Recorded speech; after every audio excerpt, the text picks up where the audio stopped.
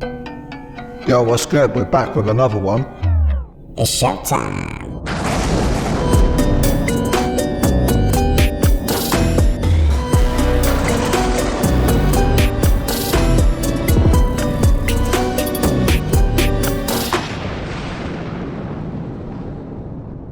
Statue faces. Oh, that's symmetry. How can you possibly do that by hand? There's been some interesting studies done on the faces of giant statues. One in particular is the face of Ramsey. Chris Dunn was real seminal in this. He took a photo, take a copy of that photo, make it 50% transparent, make the original 50% transparent, take one and you flip it like on that horizontal axis. It's perfectly symmetrical, left to right. Many engineers, master stonemasons, stone carvers, they see it immediately and they just dismiss the idea that this was done with pounding stones and copper chisels.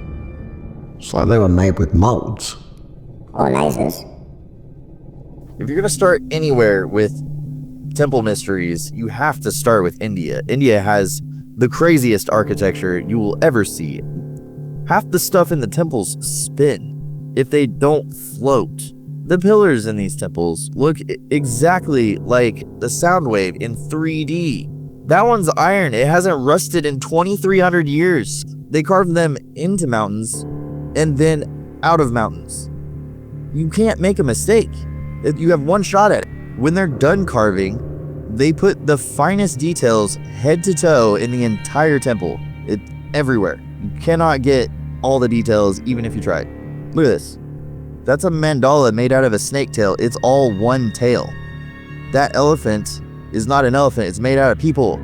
That stone is made out of one solid rock. It moves. It's a chain now. They put a rock ball of one stone inside a carving of a different type of stone. It's one piece. How'd they get the rock ball in there?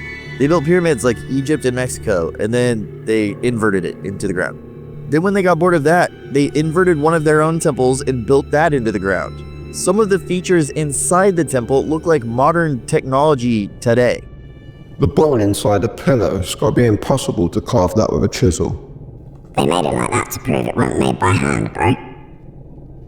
How on earth did they do this? Why isn't this a big mystery? The Sabu disc from the ancient Egyptian artifact from the first dynasty, 3000 to 2800 BC, found in 1936 in North Saqqara necropolis in Mastaba. Mastaba S311. Those are sort of tombs which have got two levels. They think it was used in brewing beer as a mash rake to mix and even out the mixture of grains and hot water in a big mash turn. This thing that's cut out of this incredibly hard stone. Do they have any sort of a guess of how someone would cut something like that out of stone? I've never seen a satisfactory guess, but those like Chris Dunn who are studying the technology of ancient Egypt are confident that we're looking at the traces of a lost technology. We don't know how this was done, like so much else in ancient Egypt. Like we don't know how the 70-ton blocks were raised to become the roof of the king's chamber either in the Great Pyramid. There's so much that we don't know and that's not explained and that is easily written off by abusively arrogant experts who say there's no mystery here. When are we going to do an episode on the pyramids, bro? We should build them and do a special at the pyramids. We gotta finish the Mothman episode first, bro.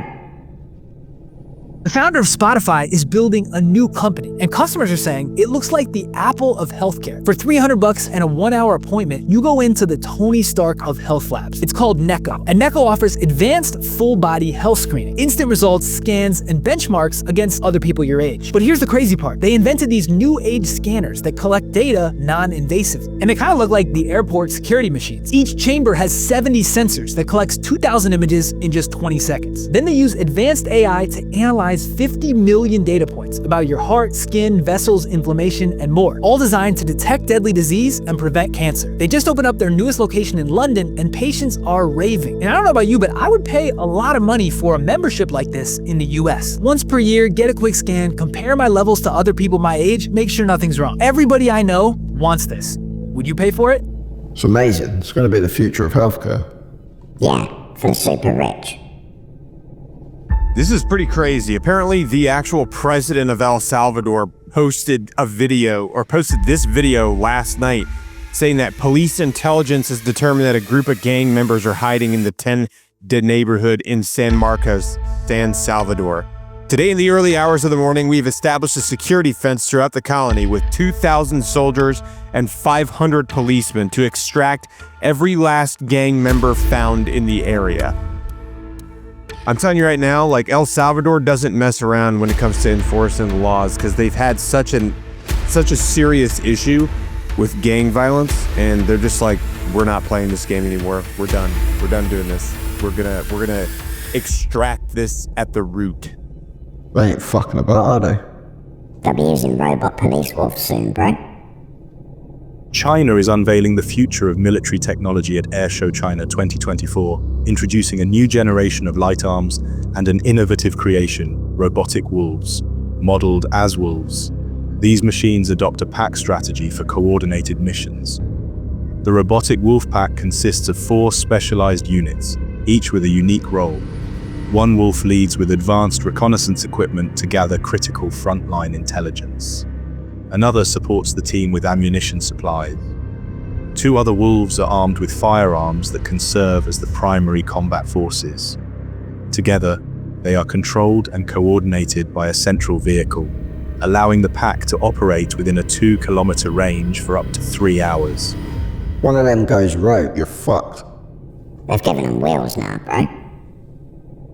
So a company in China called Deep Robotics has invented a quadruped wheeled robot that can basically go over anything. Like, it is capable of going over walls, it's capable of going up and down steep hills without falling over, without tripping, braking, without crashing or anything like that. Apparently they've got all different types of versions of their quadruped robots. They've got power and utility versions that are capable of going up and down staircases. They've got rescue versions that are capable of navigating obstacles. They're good in all weather. They can go into toxic, collapsed buildings and post-disaster areas without having any issues. They've also got some that are made for going into tunnels. And then also mining robots that are made for navigating complex environments like narrow spaces. And they've got construction ones. China's also revealed that they have little quadruped robotic dogs with miniguns on the top of them. So imagine the military applications for a robot that has a minigun on top of it and can get around anywhere on any terrain without falling down, and you can't get away from it.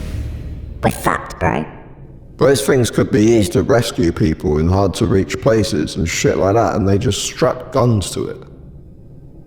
SpaceX's competitor just received this 39-foot tall robot to 3D print rockets. Rocket Labs now owns the world's largest automated fiber placement machine. The 99-ton robot 3D prints carbon fiber rocket modules at a staggering rate. The machine can complete the dome of the Neutron rocket in just 24 hours, something that used to take engineers 2 weeks, which is projected to save Rocket Labs 150,000 hours of production time. The Neutron rocket is set to be a direct competitor to the SpaceX Falcon 9 rocket, both in terms of payload capacity and autonomous landing capabilities for reuse. 3D printing technology is getting crazy.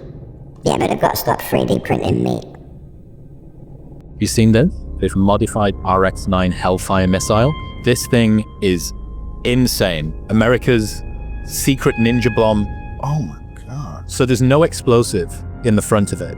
It gets deployed using an existing platform, but rather than having an explosive payload, 6 razor-sharp swords come out the side of it and just turn human flesh into smoothies. Look at what it does for a car. Oh my. So there was this dude, one of them, supposedly one of the masterminds behind 9/11. They'd done surveillance on this guy, and every morning he'd come out and drink his coffee on his balcony. So they just timed 2 of those things. Comes out, and that's it. There's no explosion, there's no nothing, and this guy just gets turned into dust. It's so precise that you need to know which seat of the car the bad dude's in. It only propels for the first 2 seconds, and then after that it's just using fins, so it works out the trajectory. So there's not even the sound of engine coming toward you. It's just silence, and then blades, and death. At least no one gets blown up, I guess. It's mad how accurate they get it. They used to use pigeons to pilot missiles, bro. They would put pigeons in the missile, like in the tip of the missile, and they would give them a photo of the target that they wanted to hit. And they would train the pigeon to recognize the land and look at the photo, and if it was going away from the target, it would peck towards the direction of the target. So the pigeon's piloting the missile. That is exactly right. Because at the time there was no way to like, no heat seeking, no remote control. No, this is like World War II, actually. And this was tested and I assume worked at least a couple of times. This was tested, the pigeon was trained, but they didn't actually end up like implementing it in some sort of widespread way. But they did use pigeons later on in the Cold War with a little camera as surveillance agents. How many pigeons were lost in the line of duty? We'll never know. It's this sort of fallen soldier situation where, you know, the eternal flame of pigeons. Mate, that's gotta be fake. Nah, bro. I looked it up. It's true. I guess the CIA have done crazy as shit. So scientists have come across this new material or substance that is made out of 99% air, y'all. They are calling it aerogel. Look at this, y'all. This thing literally is air or gas trapped in some type of square that basically has weight to it. 99% air, right? Look at it. It's literally fireproof. Check this out. Look at that. The person's not even getting burnt, right? They're trying to see what type of noise, like how loud it is when it slams on the floor. Look, the water's going right through it. Check this out. He coats it all over his hands and he becomes repellent to water. He's able to repel water. Look at that. Now, I wonder what the hell is that going to do to his body, because I'm sure it's getting absorbed into his skin. But yeah, I don't know if it was discovered or made in a lab, but here it is sitting in that cube and it comes out in the shape of a cube because I guess it's like water. It takes the shape of whatever it's in. But this is amazing, man. That's that guy that's always on the show with what's his name? Neil deGrasse Tyson. What do you guys make of this, y'all? Let me know down in the comments below. This is strictly for entertainment purposes only. Only raising awareness to interesting situations during these interesting times. Thank you for changing my frequency. Let's get this shift. That's black magic, bro. What would that even be classed as? A solid or a gas? What does this look like to you? It's a thumb drive. Not a thumb drive. So if I open this up, inside of this, you see the SD card in there? Yeah. So when this is plugged into a computer, the computer believes that it is a keyboard. So it's an HID device. So when I plug this into any computer, doesn't matter if it's Mac, Linux, Windows, it's gonna not think this is a flash drive, and it's gonna start firing off keystrokes at superhuman speeds. So I have a payload configured on here that will automatically install malware on your computer, dump all the passwords out of your browser, save them to, it's called an FTP file share. It's like a folder on the internet. It saves those passwords and installs the malware so that I can access your computer later. And then I unplug it from your computer, I walk away and I'm done. You know, if I leave one of these on the ground outside of your office, or I just leave one in the bathroom, I think, oh, what's on that flash drive? And then before you have a chance to even pull it out, a payload got executed on your computer. Holy sh**. So, all right, so it takes the passwords out of your browser. What if you use... And puts malware on your computer. Yeah, be careful, guys. If you find an SD card or a memory stick, throw it away. I think the curiosity would make me look, bro. Nanobots. Swedish scientists come up with nanobots that take care of certain kind of cells in the body. Apparently, blood-swimming nanotech is real, and they're smaller than blood cells. What are these things made out of? What? Apparently, they come equipped with a swimming tail, a capacitor, their payload, and a micro camera. Some of them are said to have arms. These have all this technology inside of them, and they're smaller than a blood cell. Who had the small enough hands to get in there and just... Okay. I can't find any real pictures of them for you, and when I'm looking for these things, it reminds me a lot of trying to find a real photo of Earth from space. You know how they all look really computer generated and super fake? Come on now, who built that camera? Come on. Amazon hasn't even figured out a robotic delivery system for our packages out here in the big world where we have hands that are small enough to build these robots. And we're supposed to believe these exist? I can't. If something like this exists, humans did not make it. So you're wearing one of our shirts? Yeah, bro. That's my boy at 7 Club. I want to put y'all onto something. Terror Ted's Tales. This is by far, hands down, the best video reaction channel on YouTube. Oh, you should see the back of this shirt too. It is way cooler than the front, even though the front is still cool because it's sporting my favorite channel, dude. Check out the back. That's Ted. Go grab some merch at terrortedstales.com. You can also join our channel. Members get an extra episode every week, bro. Now to Washington and new questions about whether the government is covering up evidence of UFOs. A congressional hearing straight out of a science fiction movie. All to hide the fact that we are not alone in the cosmos. Lawmakers calling for more transparency around UAPs, or unidentified anomalous phenomena. That's the term the government now uses instead of UFO. What do you believe UAPs could be or are? Strong evidence that they're non-human, higher intelligence. An intelligence officer last year claimed the Pentagon has been hiding knowledge of alien activity for decades. Were they, I guess, human or non-human biologics? Non-human, and that was the assessment of people with direct knowledge on the program I talked to. Luis Elizondo, who headed a Pentagon program investigating UAPs, now doubling down on his claims. Has the government conducted secret UAP crash retrieval programs, yes or no? Yes. Were they designed to identify and reverse engineer alien craft, yes or no? Yes. Elizondo saying the alleged extraterrestrial presence poses a national security threat. Let me be clear. UAP are real.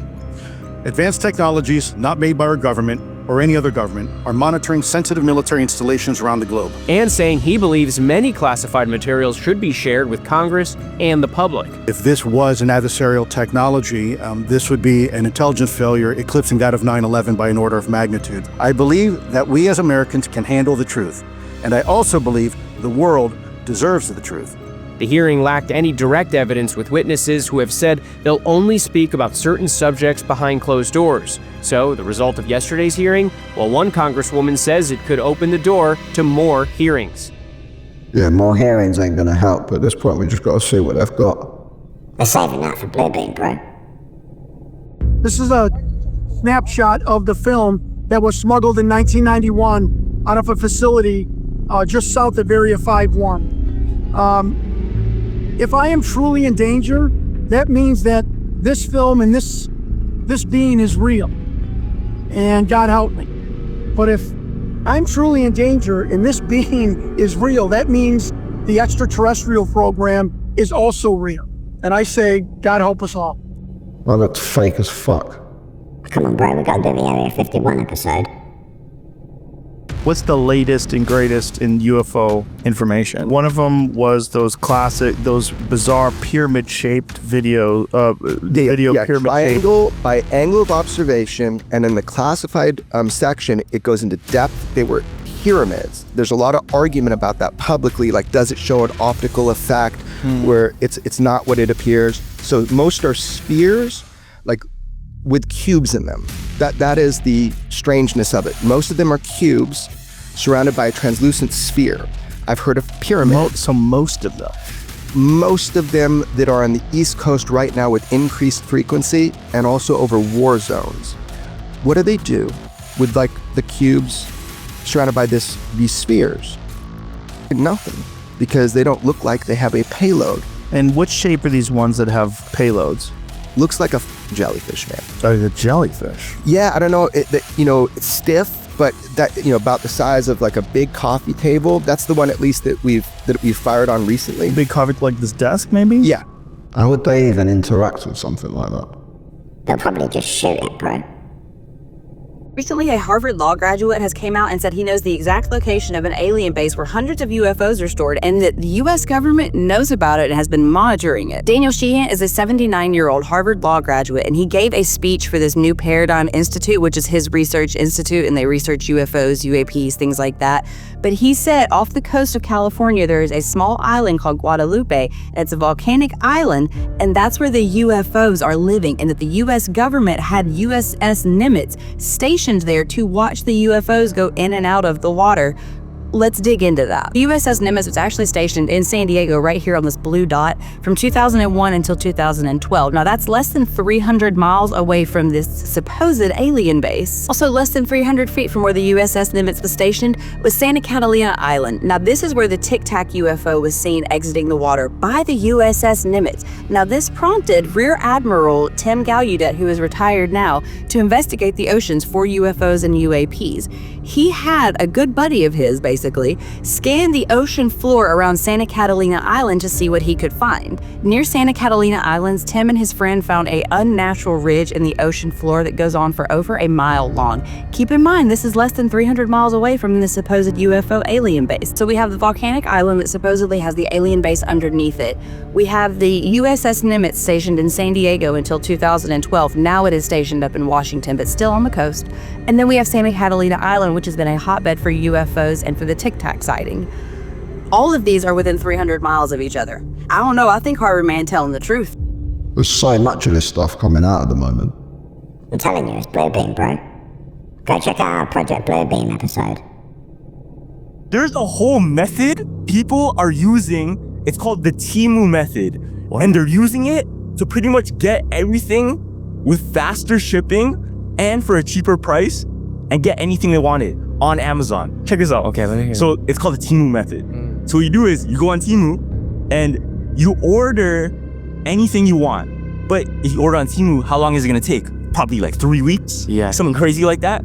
If you realize it, you can go on Amazon, you can order the same shit for 1 day shipping, right? Okay. So what you do is you buy both. But why? No. That's saying you buy both. Because why? It's the same product. Yeah. You get the Amazon one in 1 day shipping. Boom. You wait 3 weeks and you return the Temu one. And then you get the product. Wait. That's bad. We can't fit. Is that crazy? Yo, is that crazy though? That's a scam, fam. No? I mean, that's just what people are doing right now. Yeah, that's allegedly. Allegedly. I don't do it. Allegedly, that's the method, bro. No, but is that smart? Yeah, no, that's smart. That's like reverse dropshipping. That's like the defense of drop. Yeah. I don't think we can promote something like that, mate. Fuck Bezos, bro. Yeah, remember, this is for entertainment purposes only. Breaking news. Physicists think that human consciousness comes from a different dimension. This would explain why the mind or consciousness is so hard to quantify.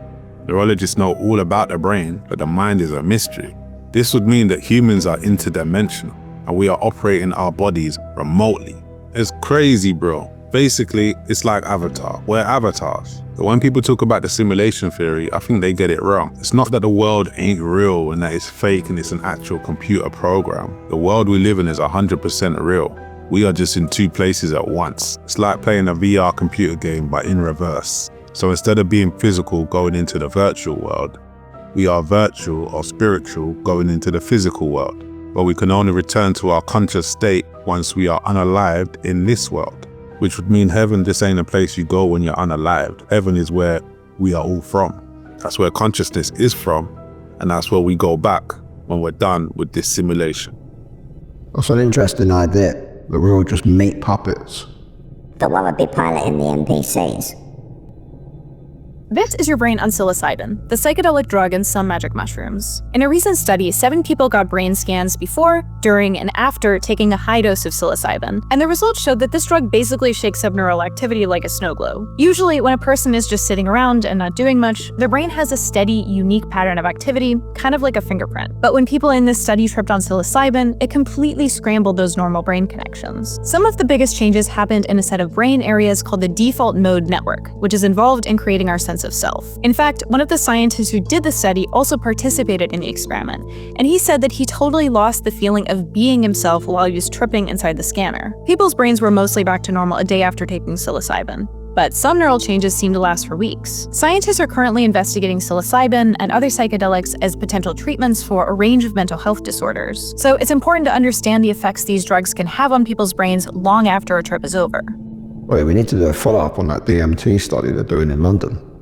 They're talking to demons, bro.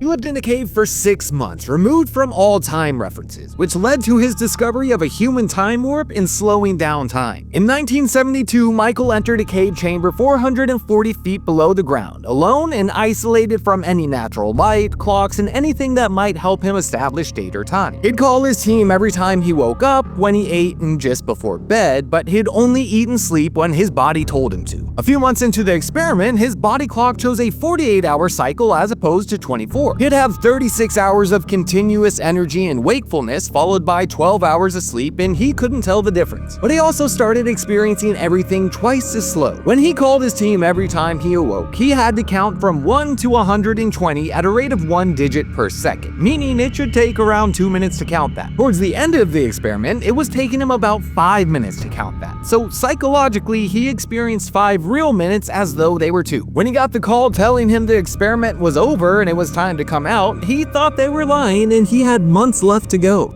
Sounds like an interesting guy. I think I'd go crazy, bro.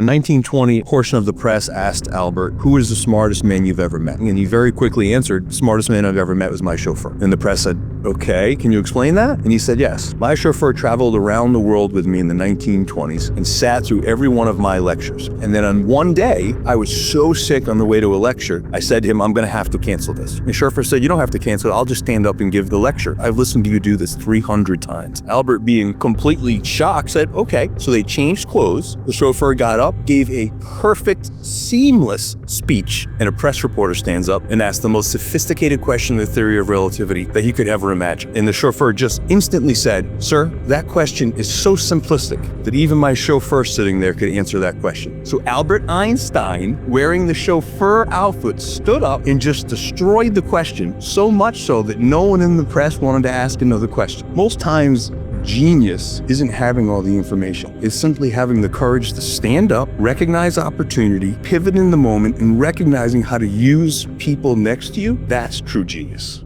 I wonder if it was the chauffeur's idea to pass the question back to Einstein. Bro, check out these guys who broke out of prison.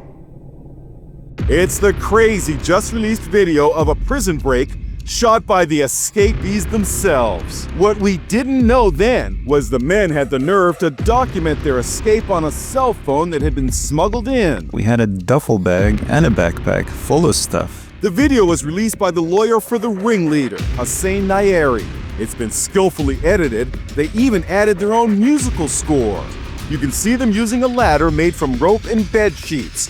One inmate proudly poses with his handiwork. Iron bars block their access to the roof, but one has been sawed through. They're out, finally making it to the roof. They're so cocky they take a moment to pose for another celebratory photo. They then rappelled down 5 stories using high-grade rope that they had somehow smuggled into the prison. Once clear of the prison, the men abducted a cab driver and forced him to drive them north 400 miles to San Francisco. Why the fuck would they film themselves doing that? I'm surprised they didn't live stream it. Fast forward years later, Tupac is dating one of the daughters. I think it was Khadijah. You know, Mike and Quincy was tight. Right. Michael Jackson watched Quincy Jones' daughters grow up. Tupac comes out the party, disrespecting Khadijah, like, shut up, come on, shut the fuck up and get in the car. Mike stepped to him, yo, you can't talk to her like that. He was like, Mike, mind your fucking business. Mike was like, fuck no, that's like my niece. You ain't gonna just talk to her like that. Michael Jackson and Tupac start rumbling. Michael Jackson beat his ass. They said Tupac loved to fight, but he can't fight. Tupac and Michael Jackson. I remember, number one, Mike came up in the house with how many brothers? Do you got brothers? You ain't got brothers. You got brothers? Okay, so I have 4 brothers. That's how I learned how to fight. Fuck Jake Paul and Tyson, this would have been a fight worth watching. They need to bring back Celebrity Deathmatch, bro. This is wild, but this guy is saying that part of the strike is because that they're hearing children scream in the shipping containers. Watch. Workers are striking, and one of the main reasons is they're tired of hearing humans being shipped over and screaming and banging on the inside of the shipping containers to get out. And in this video, this content creator says that P. Diddy lives very close to where the shipping containers are. Watch. Diddy's private island, shipping container island right across the way. Diddy's island was all of his friends. Diddy's private island right next to the shipping container island. And they are hearing screams of people, children, trying to get out of the shipping containers. Has P. Diddy done these things? Has he imported people via shipping container? Let me know what you think about this in the comments. By the way, this person was 6, and they had gone to a Diddy white party in 1999. Did he have a private island? There was a lot happening on that island, bro. But we'll have to save that for next time. Oh, let's hope we got to do this week's giveaway. Alright, let's do this. Exchange rumors, bro. Pick something from our merch store and we'll send it straight out, bro. Leave a comment on this video for a chance to win next week. We just hit 10k subscribers. Crazy. It's thanks to you guys who have been backing us ever since the beginning. Thank you so much. Yeah, stars forever, bitch. And as always, thanks for watching. Remember to like, comment and subscribe. And we'll see you in the next one.